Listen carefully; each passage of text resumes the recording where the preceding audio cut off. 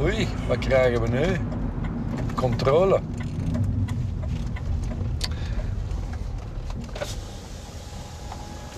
Hallo. Buongiorno. Guten Tag. Sprechen Sie ein bisschen Deutsch? Ja, wir sprechen ein bisschen Deutsch. Okay. Wir führen Geschwindigkeitsmessungen durch. Ja. Und da ist 60 km/h Beschränkung. Und da haben wir sie jetzt mit 84 gemessen. Ui. Ui, ui, okay, War natürlich zu viel. okay. Bräuchte ich mal den Führerschein und den Fahrzeugschein, bitte.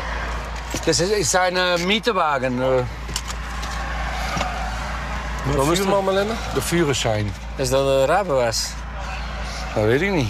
Ich habe meinen Führerschein nicht bei mir. Hè? Nein? Das glaube ich nicht. Da wir? Dieser?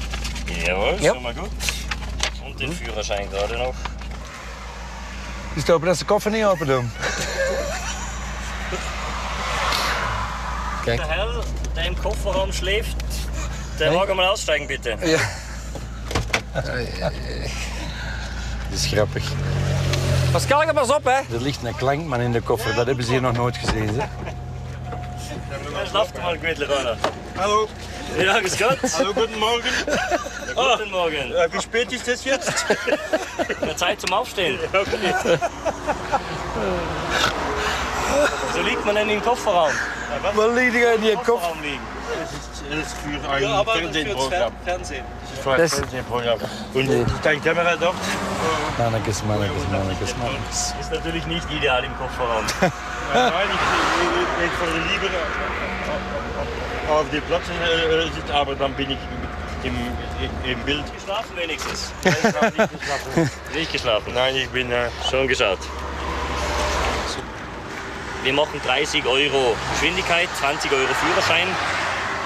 Und das mit Ihnen hinten vergessen wir. und ich gehe nicht mehr rein. Ja, das wäre schön, ja. Aber sonst.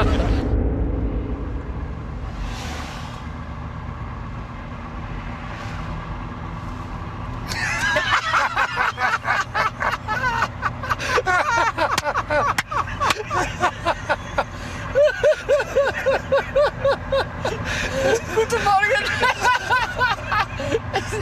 Wie spät ist es?